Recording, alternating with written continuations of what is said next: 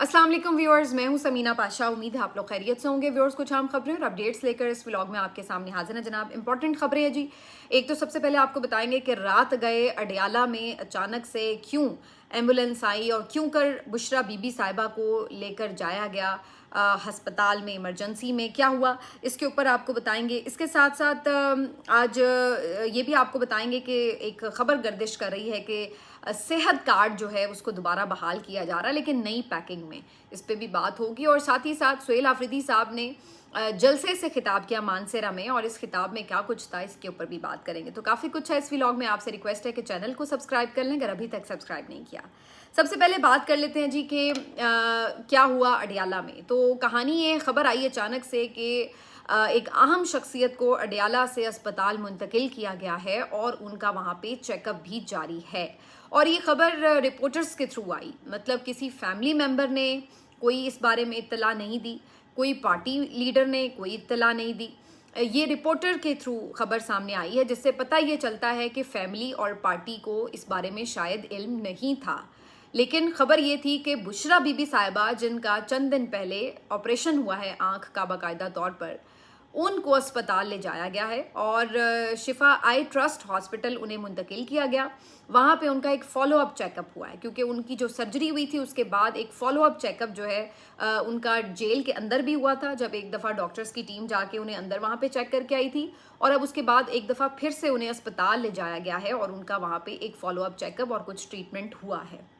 अब इसकी बहुत ज़्यादा डिटेल्स तो एज़ यूजुअल सामने नहीं आई कि क्या कोई उन्हें दोबारा से खुदा न खास्ता प्रॉब्लम फेस करना पड़ रहा था, क्या उन्हें कोई तकलीफ थी, या एक रूटीन का चेकअप था, क्यों कर उन्हें दोबारा इवन अस्पताल ही ले जाना पड़ा।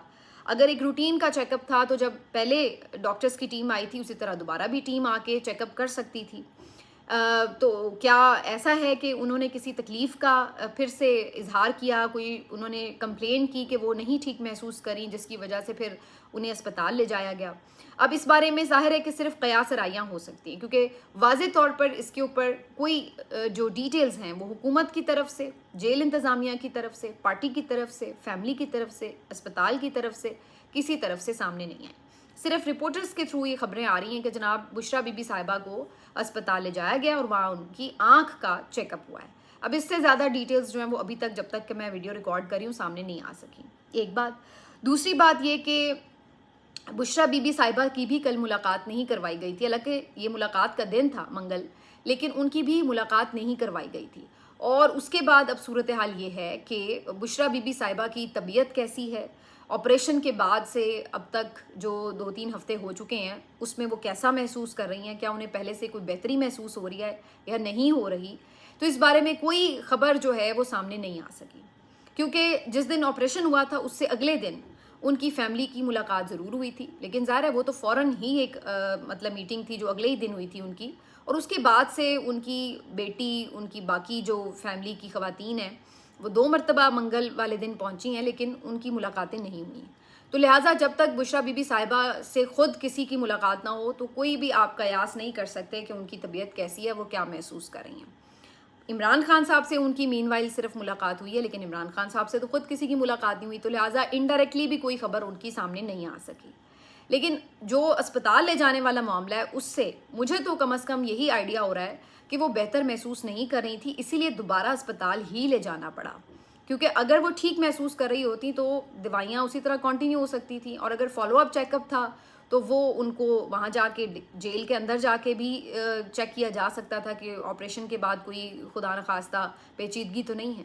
लेकिन ऐसा नहीं हुआ, जिससे मुझे ये शक पड़ा है कि कोई मसला हुआ है, उन्हें कोई तकलीफ़ महसूस किया उन्होंने, जब भी उन्हें दोबारा ले जाया गया। ये मेरा अंदाज़ा है। अब बहरहाल इसके ऊपर क्या होना है, ज़्यादा से ज़्यादा अगले दिन सुबह उनकी फैमिली अपने तौर पे बताएगी कि हमें देखें बताया नहीं गया, ये हो गया, वो हो गया। वो अपने बेचारे उसकी कंप्लेन करेंगे और पीटीआई वाले अपनी एक मजम्मती प्रेस रिलीज़ जारी कर देंगे। और इसके अलावा और क्या इन्होंने करना है, इनके पास तो कोई हिकमत अमली है नहीं। तो यही एक सिलसिला पहले इमरान खान साहब के साथ हो रहा है। 4 मरतबा उन्हें अस्पताल ले जाया गया आँख के ट्रीटमेंट के लिए, और चारों मरतबा उनकी फैमिली को या उनकी जो पार्टी के लोग हैं उनको दूर रखा गया। ना उन्हें कोई इस बारे में पता है कि उनके क्या ट्रीटमेंट हो रहे हैं, ना उन्हें पता है कि वो उसके बाद कितना बेहतर महसूस कर रहे हैं। सलमान सफदर साहब के थ्रू जो उनकी एक खबर आई है उसमें तो यही पता चला है कि वो अच्छा महसूस नहीं कर रहे, और 85% वो अभी भी समझते हैं कि उनका विजन जा चुका है और वो नहीं देख पा रहे। तो अब यही सूरत हाल बुशरा बीबी साहिबा के हवाले से एक अनसर्टनिटी की, लेकिन आप अंदाज़ा लगाइए इस हुकूमत की फस्तायत का, इसके बावजूद भी ये उन लोगों को इलाज मुआवजे की सहूलत देने में हिचकिचाहट का शिकार हैं। उसके ऊपर जब वो अस्पताल के लिए जाके दरख्वास्त दायर करते हैं तो उसमें जाके ये उसकी मुखालिफत करते हैं और वहाँ जाके अदालत में झूठ बोलते हैं कि जनाब उन्हें तो बेहतरीन सहूलियात भी दी जा रही हैं और वो बिल्कुल ठीक हैं और उनकी मुलाकातें भी हो रही हैं। और ये ऑन रिकॉर्ड कल की हेयरिंग के अंदर एडवोकेट जनरल ने जो है वहाँ पर जाके स्टेटमेंट दिए। हालांकि 25 फरवरी से उनकी मुलाकातें बंद हैं जो मंगल वाली, लेकिन उसके बावजूद भी जो एडवोकेट जनरल हैं वो जाके ऑन रिकॉर्ड झूठ बोल रहे हैं कि जी मुलाकातें हो रही हैं। और ट्रीटमेंट के हवाले से भी कोई डिटेल्स जो हैं वो फैमिली को नहीं पता कि क्या ट्रीटमेंट हो रहा है और कैसे नहीं हो रहा। तो ये अब एक रूटीन प्रैक्टिस बन गया अनफॉर्चुनेटली। कहते हैं कि सियासत के सीने में दिल नहीं होता, लेकिन इतनी भी तलखी नहीं होनी चाहिए कि कल कला को आप एक दूसरे का सामना ना कर सकें, कि कल कला को जब ये लोग आएँ इक़्तिदार में तो आपके साथ अगर कोई सख्ती हो रही हो तो हम जैसे जो कि ये समझते हैं कि ये चीज़ें नहीं होनी चाहिए, इंतकामी सियासत नहीं होनी चाहिए, हम भी शायद आपका उस वक्त साथ ना दे सकें, हम भी शायद आपके लिए उस वक्त आवाज़ ना उठा सकें, क्योंकि जो कुछ आप कर रहे हैं उसके बाद बड़ा मुश्किल हो जाएगा कि अगर आपके साथ कोई ज़्यादती हो रही हो तो हम कहें कि जी इनके साथ ज़्यादती ना करो, क्योंकि उस वक्त तो हमारे सामने ये होगा ना कि आप लोगों ने इनके साथ क्या किया है। और या फिर ये लोग बिल्कुल ये मतलब यकीन कर बैठे हैं कि अब इन्होंने ज़िंदगी इक़्तिदार में ही रहना है और कभी वक्त नहीं बदलना, तो इसलिए ये बिल्कुल बेपरवाह हैं इस चीज़ से, कोई इन्हें ना खौफ खुदा है। चलें अगर मैं आपकी ये बात मान भी लूँ कि आपने इक़्तिदार से नहीं जाना तो इसलिए दुनिया के किसी एहतसाब की तो आपको परवाह नहीं है, लेकिन कोई अल्लाह पे तो ईमान होगा ना कोई थोड़ा बहुत आपका, तो क्या अल्लाह के भी किसी एहतसाब की कोई आपको परवाह नहीं है? क्या अल्लाह का भी खौफ आपको जो है वो ये सोचने पे मजबूर नहीं करता कि यहाँ पे अगर कोई ना भी आपको पकड़ सका तो कहीं ना कहीं तो इन तमाम मजालिम का हिसाब होना है? तो वहाँ पे जहाँ पे आप ये समझते हैं कि यहाँ तो कोई अदालतें आप मैनेज कर लेंगे, तो वो अदालत तो नहीं मैनेज होनी फिर। तो या तो फिर ये बात है कि अब आपको खौफ खुदा भी नहीं रहा, इसलिए आपको लोगों को बेगुनाह जेल में रखने से, लोगों को इलाज मुआवजे में रुकावट डालने से, लोगों के लिए मुलाकातें बंद करके उनको अजियत पहुंचाने तक, इन चीज़ों का कोई खौफ ही नहीं रह गया, ना कोई शर्म रह गई है। और वैसे ही पाकिस्तान तहरीक इंसाफ के जो लोग हैं आहिस्ता आहिस्ता पार्टी मेंबर्स, उनकी तरफ देखें तो उनका भी ऐसा लगता है कि अब उनकी भी वो जो किसको कहते हैं ना कि शिद्दत का पैमाना वो रह नहीं गया।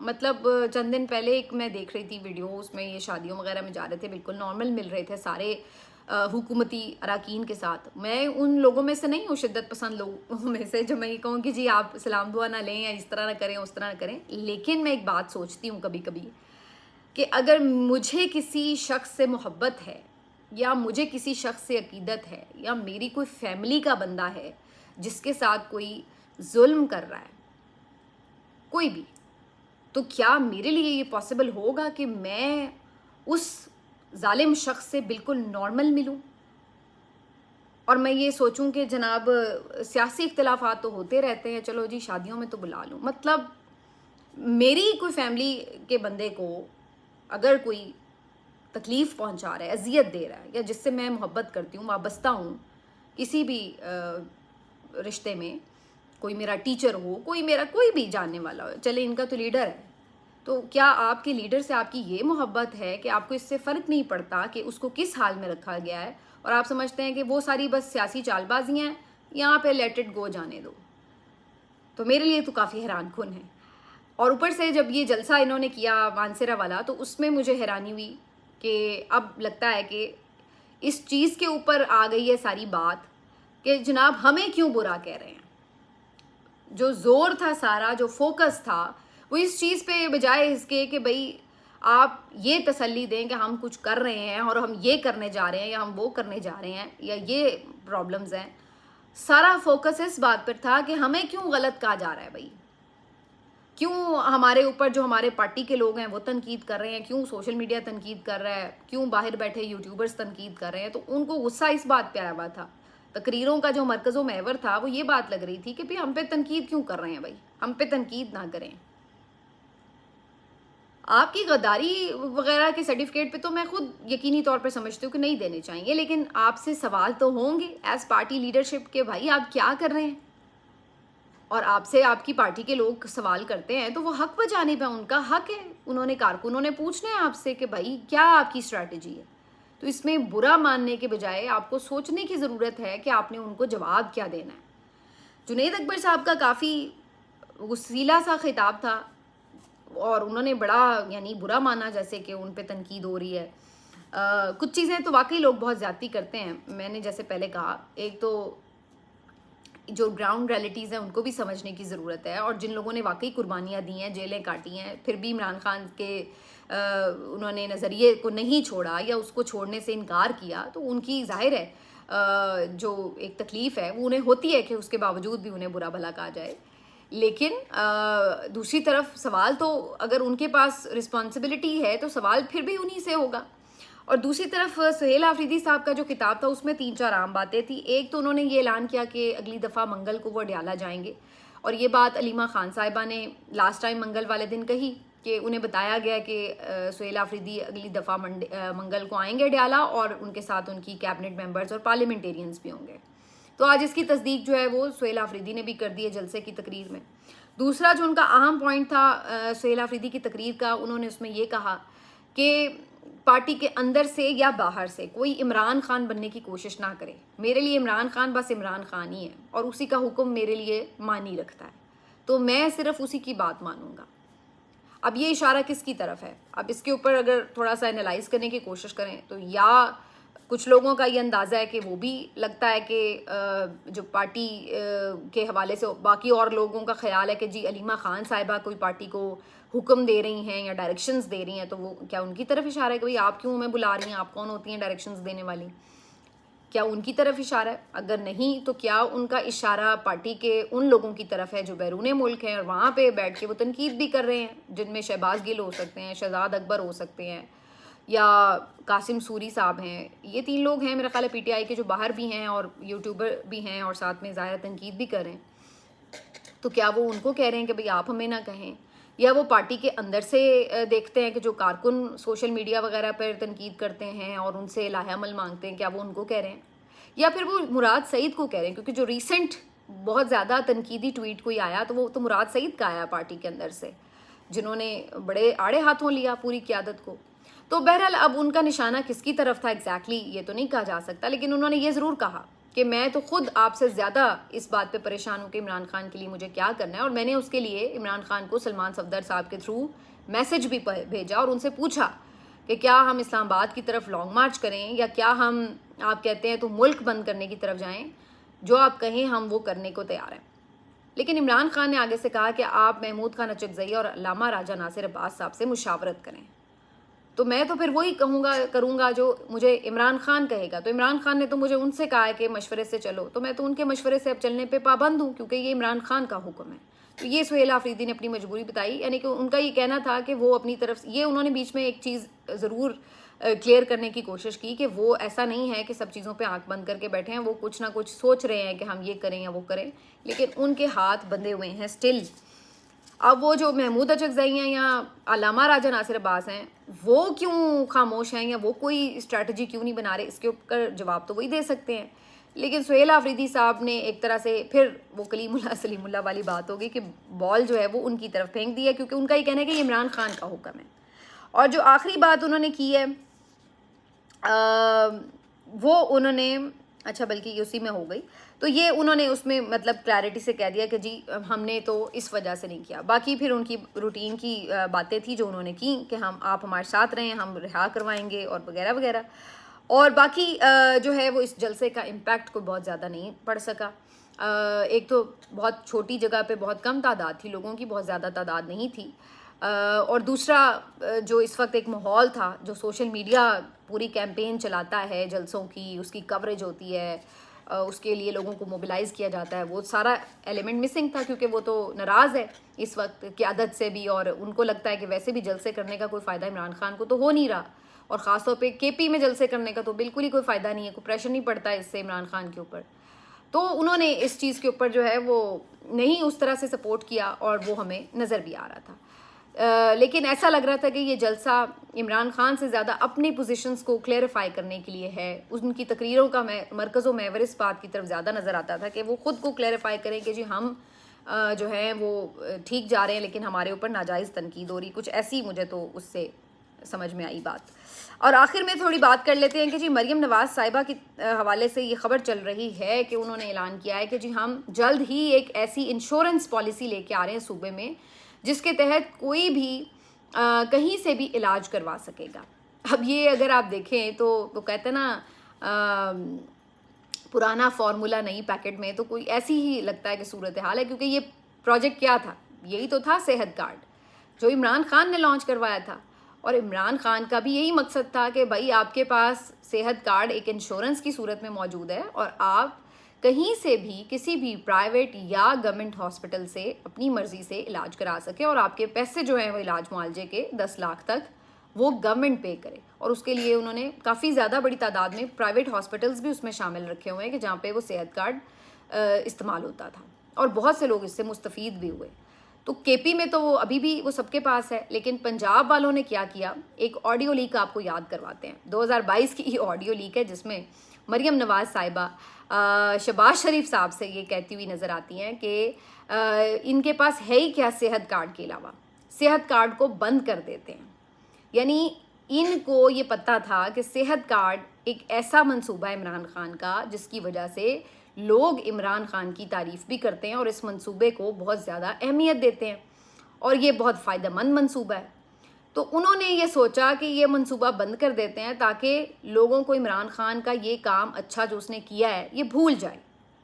और ये जो ऑडियो लीक थी उसमें वाज़े तौर पर बज़ाहिर ये एक मंसूबा तैयार किया गया कि जी सेहत कार्ड को बंद किया जाए, और उसके ऊपर प्लानिंग भी ये हुई कि जी ये फ़ंड्स का बहाना करके बंद कर देते हैं। और फिर ऐसा हुआ भी कि सेहत कार्ड को बंद कर दिया गया, और फिर पंजाब के लोग जो अभी उसकी सहूलत से मुस्तफ़ीद होना शुरू हुए थे वो बेचारे महरूम हो गए। केपी में दोबारा इनकी हुकूमत आ गई, वहाँ उन्होंने बहाल कर दिया, लेकिन इधर जो थी वो नहीं बहाल हो सका। अब 2 साल के बाद पंजाब में सेहत की सहूलियात को टोटल बर्बाद करने के बाद, उसका तिया पांचा करने के बाद, मरीम नवाज़ साहिबा इमरान खान का वही सेहत कार्ड का मंसूबा वापस लाने को तैयार नज़र आती हैं। क्योंकि ये जो मंसूबा वो कह रही है इंश्योरेंस वाला, तो ये ऑलमोस्ट वही चीज़ है ना, सेम चीज़ है जिसको आप अपने नाम से अब अपनी तस्वीर लगा के बेसिकली अपने नाम से निकाल देंगे और कहेंगे कि देखें जी हमने बड़ा इनकलाबी काम किया। वैसे तो मुझे इस बात पे भी डाउट है कि ये लोग इतने नालायक हैं कि ये इनसे नकल भी ठीक से नहीं होती ऑनेस्टली। एक तो ये नालायक है, इनसे नकल भी ठीक से नहीं होती, और दूसरी बात ये है कि ये चूँकि बदनीयत लोग हैं, जालिम लोग हैं, और मैं हमेशा ही कहती हूँ जो बदनीयत होता है और जालिम होता है उसके काम में बरकत नहीं होती।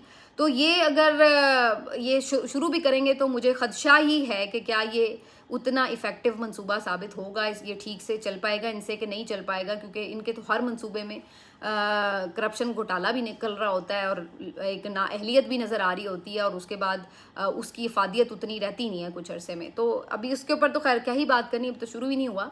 लेकिन मैं एक ये अपना खदशा ज़रूर मुझे है कि ये उतने अच्छे से पता नहीं उसको लॉन्च कर भी पाएंगे कि नहीं, और उतना वो इफादियत वाला होगा भी कि नहीं। लेकिन वो इमरान खान जिसके ऊपर ये हर वक्त सवाल करते रहते हैं कि जी उनकी गवर्नमेंट में तो कुछ हुआ ही नहीं था, कोई उनकी परफॉर्मेंस नहीं थी, उनका तो कोई प्रोजेक्ट ही नहीं है।